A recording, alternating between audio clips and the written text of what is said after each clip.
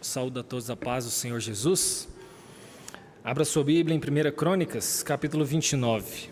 Nós vamos ler do verso 1 ao 9, só que a leitura vai acontecer conforme a exposição caminha. Vamos orar mais uma vez? Senhor, por mais que esse texto já foi estudado, se o Senhor mesmo não abrir os olhos do nosso coração e daqueles que estão presentes aqui, Deus, de nada vai adiantar todo o trabalho feito. Se o Senhor mesmo, Deus, não agir nas mentes, nos corações, do que servirá? Portanto, por meio da sua própria palavra já revelada, ilumina os nossos olhos, abra o nosso entendimento, que ela aqueça os nossos corações, nos leve, de fato, a torná-la realidade em nossas vidas, que ela seja prática para nós, porque nós já fomos salvos, porque desejamos, ó Deus, que o Teu amor seja manifesto em nós, o zelo pelo Senhor, pela Tua casa, pela Tua glória, pelo Teu santo nome. Enche os nossos corações da plenitude do Teu Santo Espírito para praticarmos o que for pregado aqui. Zelo por Tua casa, liberalidade na nossa vida financeira. A honra não pertence aos homens, Senhor, não a eles. Quebra o nosso orgulho, a soberba, a altivez de espírito, para não acharmos que somos merecedores dos holofotes. Ajuda-nos, pois toda a glória pertence somente à Santíssima Trindade e não a nós. Ajuda-nos, Senhor. Oramos assim em nome de Jesus. Amém. O texto aqui que será exposto, nós vamos dividi-lo em 3 cenas. A primeira cena vai do verso 1 ao verso 5, a segunda do verso 6 ao verso 8 e a última cena, o verso 9. Imagine uma linha do tempo onde você tem criação, queda, o livro de 1 Crônicas, a redenção, os nossos dias e a consumação de todas as coisas. O livro de Crônicas é um dos poucos livros da Bíblia que faz essa cronologia, desde a época da criação até onde o autor estava. A princípio, o livro de 1 Crônicas, o livro das Crônicas, não possui um título. O significado dele significa acontecimentos dos dias. Era simplesmente assim o seu significado hebraico. E nas escrituras hebraicas, o primeiro livro e o segundo eram um volume só. E nós não sabemos de fato quem era o autor, porque as escrituras não nos esgotam essa possibilidade de chegarmos a um ponto específico. Uns dizem que foi Esdras, mas nós não temos essa certeza. Mas o fato é que muitos negligenciam esse livro porque talvez ele suplanta ou suplementa, melhor dizendo, os livros de Samuel e Reis. E o propósito do autor aqui, basicamente, ao escrever Crônicas, foi orientar a nação de Israel na restauração do reino após o exílio.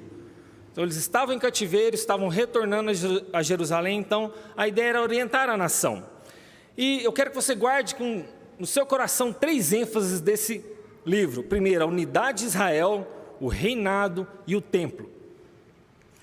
E é interessante que o cronista ele vai desdobrando aqui para incluir tanto as nações do Reino do Norte quanto as do Reino do Sul. E ele começa exatamente o livro com as genealogias, apresentando um ideal de reino unido sobre Davi e Salomão, tentando reunificar então os 2 reinos, tanto do Norte quanto do Sul. E é interessante que o cronista mostra o sentido mais elevado das promessas feitas por Deus, aliás de Davi, especialmente no Messias que iria vir. E a ênfase do cronista aqui é a atitude dos reis, associado principalmente às questões religiosas. O cronista aqui não está preocupado das suas realizações seculares, o que eles fizeram de guerras, mas voltado principalmente para as questões religiosas. E, imensamente, a importância que ele vai dar aqui ao templo, o sacerdócio, os ritos religiosos e a lei moral. E se a gente pudesse pegar um registro histórico do povo de Israel saindo do cativeiro, foi através do edito de Ciro, que autorizou os judeus a retornarem a Jerusalém. Eles estavam vivendo uma espécie de crise de identidade. Talvez nós passamos por isso, né? Você talvez tenha dúvidas se você realmente é um cristão, se você é salvo, inclusive, ou se Deus lembra de você ou das promessas que Ele fez para você. Então o cativeiro, ele rompe essas relações com o ideal das tradições que eles haviam carregado. Então a ideia deles é resgatar isso do cronista. Eles haviam então regressado e eles tinham ainda uma ligação como povo de Deus. Logo então, esse período, eles tinham algumas perguntas em mente, do tipo: depois da desordem do exílio e retorno, quem herdará as promessas da aliança? No julgamento do exílio, teria Deus revogado então a sua aliança para com o povo de Israel? Ainda nós somos de fato o povo de Deus? O que as promessas feitas por Deus a Israel antes do exílio tem a ver com nós depois? Isso é a pergunta que eles estavam fazendo. E se a gente pudesse dividir então o livro de Crônicas, das Crônicas, em 4 partes, tanto o primeiro volume quanto o segundo. A primeira, ele trata da genealogia, e vem exatamente responder essa crise de identidade que a gente acabou de elencar nessas perguntas. A comunidade, então, pós-exílio, estava ligada ao Israel pré-exílio. Era uma unidade, era uma nação só, o mesmo povo. O Israel pós-exílico tem privilégios e responsabilidades como povo de Deus. Então, se você vai do capítulo 1 ao 9, ele está tratando disso. Já do capítulo 10 à 2 Crônicas, capítulo 9, encontra o nosso texto, que é o Reino Unido. Você vai gravar isso quando eu terminar os 4 pontos. Israel, então, no pós-exílico, deve aprender os padrões divinos sobre o reino que ele deveria ser. Ou seja, como que Israel deveria ser o padrão de reino? Os reinados de Davi, então, e Salomão mostram a glória de Israel, o momento áureo. O cronista, então, vai se concentrar nas qualidades desse rei. É interessante, desses 2 reis, é interessante que o cronista, ele prefere, de certa forma, ocultar alguns erros de Davi e Salomão, focando basicamente nas qualidades desses reis, por causa desse momento. Deus então escolhe a linhagem de Davi, o templo de Jerusalém, como instrumentos de bênção para o povo ao longo de todas as gerações. Então há coisas aqui que são essenciais nesse segundo bloco, do Reino Unido, que vai do capítulo 10 a 2 Crônicas 9. Coisas que eram essenciais para ele: confiança e humildade fiel em Deus, um compromisso com o governo davídico e a devoção ao templo. A terceira parte do livro vai de 2 Crônicas 10 a 28 e se concentra lá nos acontecimentos do Reinado do Sul. É o registro da história de Israel, de Roboão até Acás. Então o cronista vai avaliar como os reis se comportaram nesse período. É como se fosse uma avaliação positiva e negativa das atitudes deles. E basicamente ele trata de algumas perguntas. Esse rei foi fiel à lei de Moisés? Esse rei manteve a organização do templo? Esse rei se atentou às instruções proféticas e sacerdotal? Ele confiou nas alianças estrangeiras ou confiou em Deus? Então assim os reis vão sendo avaliados entre o capítulo 10 e o capítulo 28 de 2 Crônicas. E a última parte trata do reino unificado, que trata exatamente do reinado de Ezequias. É como se fosse uma nova fase na história do povo de Israel, onde Ezequias é quase que uma espécie de Davi e Salomão levantado, ou seja, reunindo os fiéis de Israel e de Judá em torno do trono de Davi, mediante adoração e celebração no templo. A nação então se volta em humildade e em vida fiel ao Senhor. Então lembre-se desses 4 divisões: genealogia, reino unido, reino dividido e reino unificado. Bom, agora vamos focar no nosso texto, 1 Crônicas 1, 29. Estamos então tratando do período do Reino Unido, como a gente falou, o segundo bloco. E aqui a gente está no último capítulo de 1 Crônicas, o final da vida de Davi. Davi era um rei que passou por muitas coisas: cuidava de ovelhas, enfrentava animais no campo, veio da batalha de Golias, perseguição de Saul, coroado rei, teve filhos, mas aqui é como se fosse um recorte, uma janela na sua vida. O desejo de Davi era de construir o templo. Então Davi decide no seu coração essa obra. Nós vemos isso pela razão descrita de 1 Crônicas, capítulo 28, verso 3, que ele é impedido disso. O privilégio de edificar o templo ficaria com seu filho Salomão. E o cronista então relaciona por várias vezes templo e monarquia, templo e reinado. Se nós pudéssemos fazer uma breve exposição de todo esse livro, seria essa alternância. Então o templo vai apontar para a habitação do nome de Deus. Então lembre-se, 4 divisões, 3 cenas que nós estamos vendo agora e 3 ênfases. As ênfases são unidade de Israel, o reino e o templo. Então vamos agora partir para a leitura do texto, a primeira cena. E a primeira cena diz o seguinte: disse mais o rei Davi a toda a congregação: Salomão, meu filho, o único a quem Deus escolheu, ainda é moço e inexperiente. E essa obra é grande, porque o palácio não é para homens, mas para o Senhor Deus. Eu, pois, com todas as minhas forças já preparei para a casa do meu Deus, ouro para as obras de ouro, prata para as de prata, bronze para as de bronze, ferro para as de ferro e madeira para as de madeira, pedras de ônix, pedras de engaste, pedras de várias cores, de mosaico e toda sorte de pedras preciosas e mármore, e tudo em abundância. E ainda porque amo a casa do meu Deus, o ouro e a prata particulares que tenho, dou para a casa do meu Deus, afora tudo quanto eu já preparei para o santuário.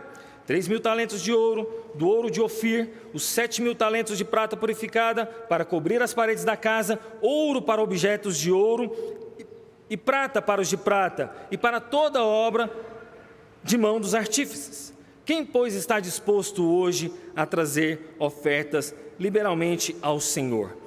É interessante que esse primeiro cenário que a gente está vendo aqui, desse diálogo, Davi está falando com a congregação. Ele não está tratando com indivíduos ou com uma particularidade, um profeta. Ele dirige a congregação.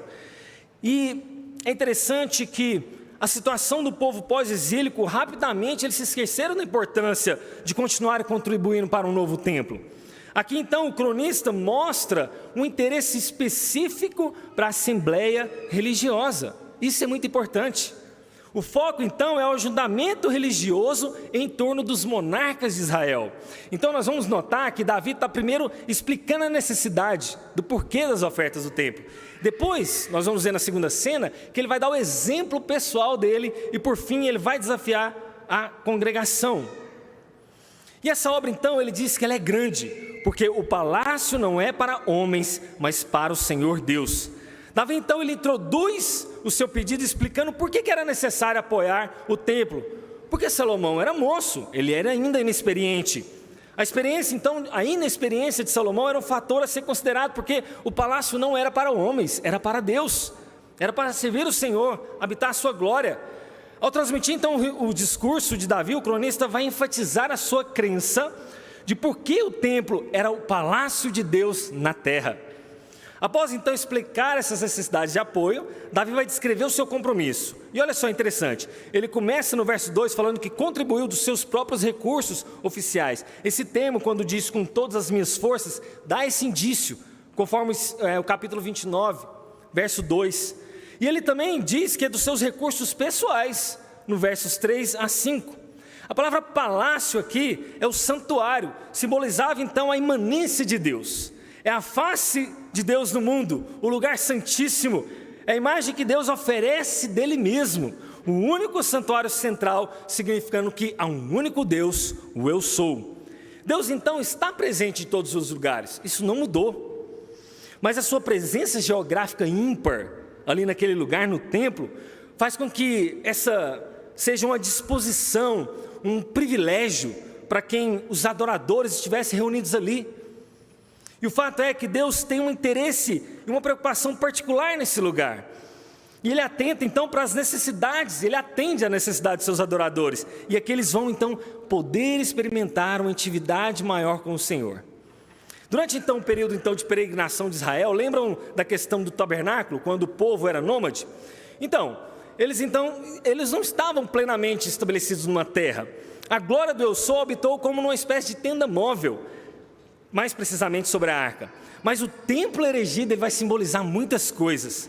Primeiro que o reino estava estabelecido, a sacralidade da presença divina então vai para o templo, e é um momento de transição histórica de Israel para uma teocracia. Destinava-se então um lugar onde Deus se encontrava com o seu povo, um santuário para meditação, comunhão, devoção e, claro, sacrifícios. O trono de Davi, associado ao templo, aponta exatamente para uma guarda apropriada do culto. Eu só abrindo um parênteses aqui, eu preciso primeiro transmitir para vocês o que significava aquela mensagem para aquele período, para trazer vocês para depois para o nosso contexto atual. Por enquanto vai armazenando essas informações e aquecendo o seu coração. Relatos positivos então sobre Salomão e Davi chamam atenção para uma devoção exemplar do templo e do culto. Olha só. Dos 21 capítulos, olha que interessante, 21 capítulos que Crônicas trata de Davi, 17 se concentram só na preparação do templo. Não é interessante? Não é uma ênfase grandiosa? E a adição então mais longa feita pelo cronista ao reino de Davi é exatamente nos esforços do culto no templo, que vai do capítulo 22 até esse capítulo que a gente está, o 29. Tanto o reino dividido quanto o reino unido, então o cronista vai focar essa renovação do culto. Ele enfatiza então a importância da devoção a um culto apropriado no templo, destacando então o número de sacrifícios e ofertas feitas pelos reis que tiveram destaque. A gente viu, por exemplo, no reino, nós não vimos, mas naquele bloco lá do reino reunido, né? A adoração no templo é um meio básico, então, que os exilados tiveram para manter os seus vínculos com o passado. Lembram que eles estavam tendo uma crise de identidade. E uma aplicação breve aqui já nesse bloco, é que o templo apontava exatamente para a manifestação da presença de Deus, o local da reunião dos santos. Ou seja, onde nós, por exemplo, estamos aqui hoje. Claro que Deus não habita em templos. Templo que a gente fala, estrutura, 4 paredes. Nesse templo aqui, por exemplo, locais físicos não podem conter a glória de Deus. A importância então deve estar na relação da presença de Deus que estava sendo dada aqui. O cronista enfatiza isso. O templo era um local então de adoração pública, assim como o tabernáculo. Isso não era algo secundário, não era algo periférico, é algo central. Essa era a paixão que movia Davi. Ele tinha então um desejo muito grande no seu coração, porque amava as coisas do Senhor. E ele diz então, com todas as minhas forças. É interessante quando Davi usa esse termo, porque eu amo a casa do meu Deus. Davi, ele está aqui no final dos seus dias. É como se ele trouxesse à memória tudo que Deus fez na vida dele. Imagine, talvez você se esqueceu das coisas que Deus já fez por você. Talvez você está aqui hoje com uma crise de identidade. Será que Deus me ama? Será que Ele tem uma aliança comigo? Traga a sua memória. Não esqueça das promessas de Deus. O povo de Israel estava nessa crise. E a cooperação que Davi tinha aqui, olha que interessante, ele não estava preocupado se o nome dele estava na placa, se ele participaria da construção em si do templo. Deus já havia dito que ele não ia edificar o templo. Quem ia edificar era o seu filho Salomão. Mas ele não está preocupado com isso. Ele doa tudo que ele tem. Tudo que ele podia dar. E às vezes a gente se doa para a obra de Deus, mas preocupado com o nosso nome. Será que meu nome vai aparecer nisso? Será que eu vou ter glórias nisso? Eu estou deixando essa igreja, faltam poucos meses, então eu não vou me importar mais com esse povo. Eu estou já deixando essa igreja aqui, então não vou servir mais as sociedades internas. Meu nome não estará lá, eu não vou mais contribuir. Davi não pensava assim. Ele estava com seu coração aquecido, desejoso de contribuir ainda mais, mesmo no final da sua vida. Ele resolve dar tudo. E aqui mostra a motivação central de Davi. Davi não estava motivado na sua glória pessoal. Davi não estava interessado nas suas honras. Ele estava interessado na glória de Deus. E você tem trabalhado para o seu próprio reino, para o seu reinadinho pequeno, dentro da igreja, ou para a glória de Deus? Ele diz também: afora tudo quanto preparei para o santuário. E aqui eu fiz cálculos breves. Não levem esses cálculos talvez ao pé da letra ou com tanta seriedade, mas eu busquei ao máximo ter uma proximidade com isso. Fala de 3.000 talentos, e fala do ouro de Ofir, que era o melhor ouro, o ouro de alta qualidade. Nós vemos isso em 2 Crônicas, capítulo 8. E os talentos, ele varia um pouco de medidas ao longo da Bíblia, mas aqui, usada pelos hebreus, ele pesava mais ou menos 34 quilos. Se você multiplicar isso pelos 3.000 talentos, dá 102.000 quilos, ou 102 toneladas. Se nós pudéssemos reverter isso para gramas, daria 102 milhões de gramas. Eu tentei ver a cotação do ouro, mas ela varia bastante. Se a gente pegasse uma média de R$308 hoje o grama do ouro, Davi teria doado mais ou menos quase 32 bilhões de reais. Alguns autores falam que isso aqui é uma hipérbole do texto. Tudo bem, pode ser que seja uma hipérbole, e pode ser que os meus cálculos estejam fora, que eu esteja impreciso no meu cálculo. Mas sabe o que é importante aqui, independente da precisão ou não do cálculo? É a ênfase que Davi dá. Davi doa tudo porque ele ama essa obra. É uma causa na vida dele. Então ele faz uma pergunta, e ao final da nossa primeira bloco aqui: quem está disposto a trazer ofertas liberalmente ao Senhor? Quando Davi fala isso para toda a congregação, lembra que ele está falando para todos? Ele pergunta da disposição. Sabe o que significa a palavra disposição? Significa consagrar, literalmente as mãos cheias para o Senhor. Depois então dele descrever a própria contribuição, lembra que Davi toma a iniciativa, ele é o líder, ele vai lá e primeiro ele faz, aí ele pergunta para a congregação, de maneira então bem instrutiva, ele pergunta: quem quer se consagrar ao Senhor? Diversas ocasiões então o cronista usa o termo consagrar como se fosse uma espécie de ritual, de purificação de adoração. O apoio então deveria ser voluntário, desafiando então os leitores de que eles não deveriam satisfazer-se com o mínimo, com o básico, mas ir além.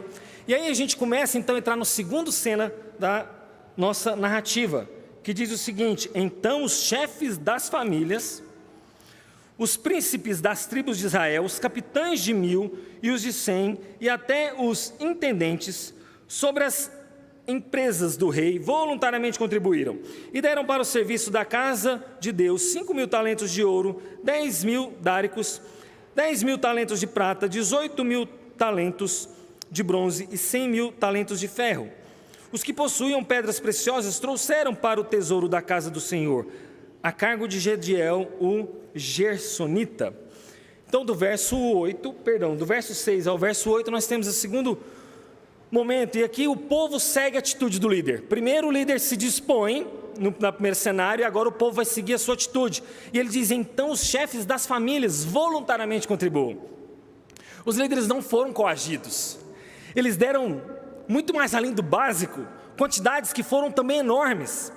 O apelo de Davi então baseia-se nas doações pessoais daqueles irmãos. Então ele dá o exemplo para o povo e o povo segue o seu exemplo. O rei e o povo contribuíram com sinceridade, com franqueza, e eles não deram por por tristeza ou por necessidade, conforme nos exorta 2 Coríntios 9:7. Apesar de Ciro então ter contribuído para a provisão inicial dos primeiros refugiados que retornaram, conforme Esdras capítulo 1, do verso 7 ao 11, o profeta Ageu indica que em certo momento o povo não estava contribuindo para o templo. Então o cronista vem aqui alertar o povo dessa contribuição. Como resultado disso, ele vai ensinando aos leitores a apoiar financeiramente o templo. E o Novo Testamento, meus queridos, continua exatamente desenvolvendo a necessidade de doações e ofertas para as coisas do Senhor. Isso continuou também desde a época de Cristo. Agora as contribuições são feitas à igreja. Nós somos o templo do Espírito Santo. Os primeiros cristãos deram generosamente dinheiro aos seus irmãos e irmãs, principalmente aos pobres. Paulo continua o programa do cronista ao instruir os cristãos para separar uma soma de dinheiro conforme a prosperidade de cada um, 1 Coríntios 16, verso 1 ao 4. E em Filipenses capítulo 4, olha que interessante esse texto. Paulo usa uma linguagem quase que cerimonial de templo, ao designar a doação dos filipos como sacrifício aceitável e aprazível a Deus. Uma linguagem. Por causa então do mau uso do feito por muitas igrejas, do uso do dinheiro, isso pode até nos causar um desconforto, talvez um incômodo, mas nós não deveríamos correr esse perigo para cair nos mesmos erros que eles. A teologia da prosperidade, ela deturpa o ensino bíblico, ela coloca o interesse do homem acima do de Deus, porque qual que é o interesse final nessas igrejas? Dê que Deus vai te dar. A pessoa dá não é com interesse nas coisas do Senhor, elas dão no interesse com si próprio. Bom, se Deus vai me dar mais e vai me prosperar mais, então eu vou dar, mas não porque eu amo a causa do Senhor, não porque eu amo a casa do Senhor e a sua causa, mas porque Ele ama a si mesmo e quer mais e mais. E aqui eu trago um alerta e um temor para aqueles que gerem os recursos da casa do Senhor. Ou seja, cada pequeno detalhe colocado aqui é temor e tremor diante de Deus, porque são dízimos e ofertas dos irmãos, são o suor dos seus esforços.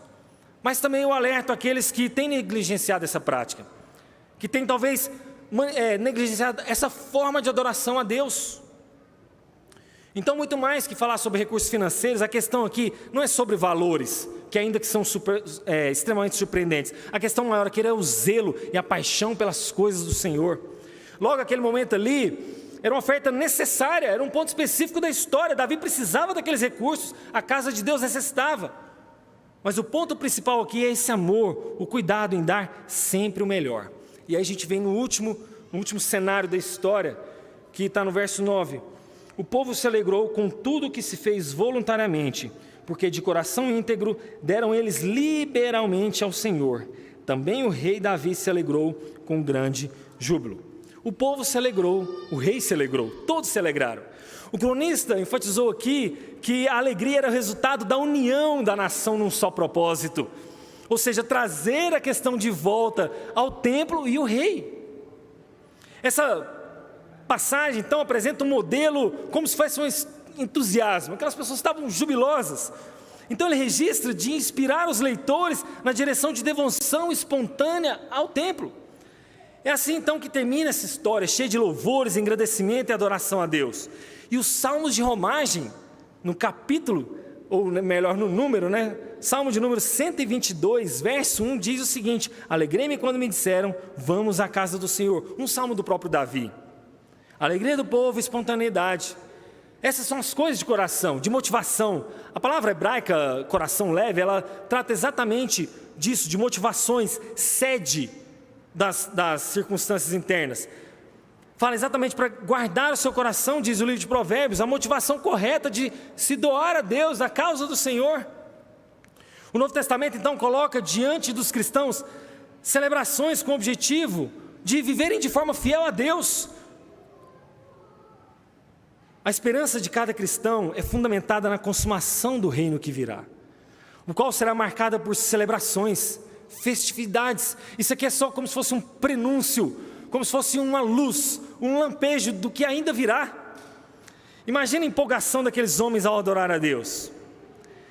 E se nós pudéssemos fazer o link agora com conduzindo a pessoa do Senhor Jesus, eu queria trazer alguns aspectos. O primeiro é como que o cumprimento dessa passagem tipifica a pessoa de Jesus.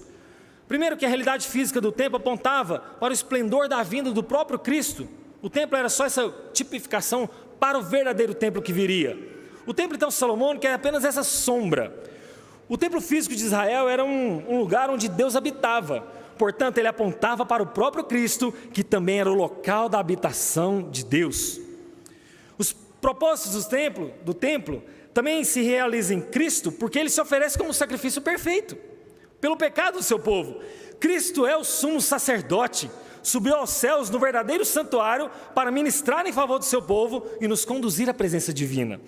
O templo então destinava-se a ser o lugar onde Deus se encontrava com o seu povo, um santuário para meditação, comunhão, devoção, sacrifícios. Com a vida de Cristo então tudo se cumpre e o nosso encontro verdadeiro de Deus é com Ele. Mas não apenas com a pessoa dele. Qual que é a relação que Jesus teve com o templo físico? Cristo é o exemplo da perfeita observância real do culto. Ele nos introduz no reino de Deus com profunda paixão pelos santos, pelo santo culto, na verdade. No confronto com Satanás, Cristo já deixa claro de quem deve ser a única adoração. Jesus chamou o templo de casa de meu pai, conforme Lucas capítulo 2, verso 49. E durante todo o seu ministério terreno, Jesus cita Isaías declarando que o templo era casa de adoração, conforme Marcos capítulo 11, verso 17. A minha casa será chamada casa de oração para todos os povos, uma questão até mesmo missionária. Ele expulsou os ladrões do átrio do templo, revelando-se assim como o Senhor do próprio templo. O lugar então estava sendo usado de forma imprópria, totalmente secularizado, e aqui vai uma lição para nós, uma aplicação, que é, olha só, quando a prática da religião se torna apenas um meio para alcançar aquilo que o povo está interessado, isso é secularização das coisas de Deus. Ou seja, isso é uma deturpação da adoração genuína. A casa da oração não é uma fonte de lucro pessoal. Mas também a pessoa de Jesus aponta para o reinado davídico e o próprio reinado de Cristo. O cronista então omite, por que o cronista, eu falei lá no início, omite alguns incidentes que macularam Davi e Salomão? Por que ele oculta isso? Exatamente apontando para um rei obediente, glorioso. Davi como rei representava o próprio Deus, o Redentor de Israel. Era a tarefa de Davi como rei unir, consolidar, reinar sobre os reinos dos sacerdotes, uma nação santa. Essa idealização então dos reinados de Davi e Salomão é uma ideia, uma ênfase sobre a promessa de uma dinastia que seria duradoura e perfeita com a vinda de Cristo. O tratamento então dado a Davi e Salomão, sabe o que ele vai refletir? uma história e uma biografia do Messias. O reinado glorioso de Davi e Salomão é essa esperança para o futuro. E por fim, qual que é a relação entre o templo, Cristo e a igreja? E aqui, se vocês me derem mais alguns minutinhos, eu peço a paciência dos irmãos. A Assembleia Religiosa em Crônicas tipifica muita coisa para nós. O ajuntamento religioso é a nossa reunião de adoração. É uma convocação não por um monarca terreno. Você não veio aqui hoje porque um monarca terreno te convocou a estar aqui. Você veio por causa de um monarca superior que te convocou. O interesse do cronista, então, com o ajuntamento religioso, se cumpre em Cristo e no seu reino. Jesus vem ao mundo para edificar a sua igreja, uma congregação que é santificada e que pertence a Deus. O Novo Testamento, então, agora convoca o povo de Deus a consagrar-se ao seu reino, a continuação do seu reino. Não tem tudo a ver com o que a gente acabou de ver? Reinado e culto. Os apóstolos e profetas do período do Novo Testamento constituem a fundação da igreja para todas as épocas. Esses ajuntamentos não podem ser negligenciados, como muitos têm feito hoje. Paulo então vai insistir com os crentes que se apresentem como um sacrifício vivo, santo e agradável a Deus, porque esse é o seu culto racional. Assim como o nome de Deus estava presente então no modelo especial do templo, agora Jesus está presente de maneira especial, que nós estamos reunidos em seu nome.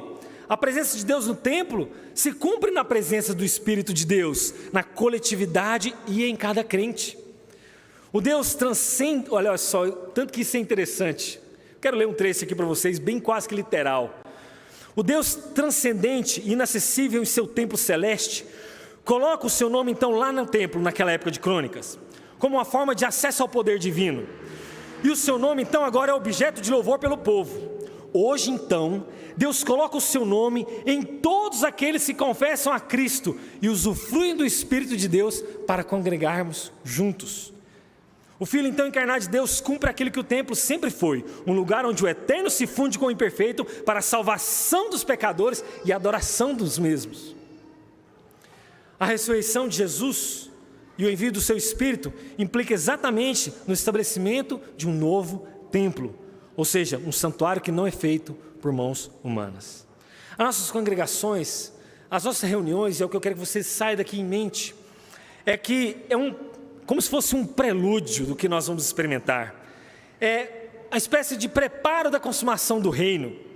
O retorno de Cristo marcará então essa chamada final, onde o rei vai chamar todos para a adoração, de todas as épocas, para louvar e adorar. Eu quero terminar com 3 breves aplicações. A primeira é sobre formas de adoração. Se você notou nesse texto, ele aplica 3 formas de adoração. A primeira é individual, fala que Davi, com todas as forças, afora tudo que ele tinha preparado para o santuário, adorou a Deus. Versos 2 e 3, uma adoração dele. A adoração também familiar, fala que os chefes de família foram convocados para aquela situação, para aquela questão, no verso 6. Mas também fala da coletividade, que Davi começa no verso 1 e no verso 9, falando de toda a congregação. Então, existe uma distinção entre vida cristã como culto constante a Deus, de fato, mas também há o culto individual, familiar e o culto público solene. A confissão de fé nos menciona que Deus deve ser adorado, tanto em famílias, quanto em secreto, quanto nas assembleias públicas. Mas como é que nós devemos tratar então o templo físico hoje, falando, como segunda aplicação? Bom, o culto público a Deus pode ser prestado em qualquer lugar pelo seu povo. João capítulo 4. Não havendo então mais um local distinto, sagrado mais que outro. A nossa confissão ensina o seguinte, veja lá. Agora sobre o evangelho, nem a oração, nem qualquer outro ato do culto religioso é restrito a certo lugar, nem se torna mais aceito por causa do lugar em que se oferece, para o qual se dirige, mas Deus deve ser adorado em todo lugar em espírito e verdade. Muito embora os nossos princípios de liturgia então vai se referir aos templos da igreja como a casa do Senhor, entendes que eles não estão necessariamente prestando uma adoração à edificação física. Não, apesar disso as igrejas se reúnem em locais determinados como uma questão para o culto público. Ou seja, caracterizado para uma realização da adoração a Deus, da invocação a Ele, da prestação de oração, louvor. E eu quero fazer por fim um alerta. Eu estou aqui pregando para que seja preservado aquilo que você tem de mais precioso, que é a sua adoração a Deus. A adoração a Deus não é uma atividade secundária. Você vai fazer isso por toda a eternidade. Você já parou para pensar nisso? Se você não ama adorar a Deus aqui, você vai adorá-lo, amar por toda a eternidade? Nós poderíamos fazer duas perguntas. Talvez seja porque o seu coração está frio e você já não sente mais aquecido para a adoração. Ou talvez seja porque você tem que avaliar se de fato você nasceu de novo. De fato, se você quer estar no ajuntamento dos santos, adorando a Ele por toda a eternidade. O foco aqui é a adoração a Deus com tudo que tem. O Davi nos mostrou isso. Apesar desse termo não aparecer aqui, adoração mostra todas as atitudes de Davi. Com isso, então, não quero diminuir a importância das outras atividades que nós temos que fazer, não. Mas eu quero te explicar o seguinte: obras sociais não vão ter no céu. Você não vai evangelizar na eternidade. Você não vai exercer sua profissão, provavelmente, mas a atividade da adoração será para sempre. Você está sendo preparado nessa vida para a adoração, juntamente com o seu irmão. Você está preparado para isso? Que Deus nos abençoe. Vamos orar?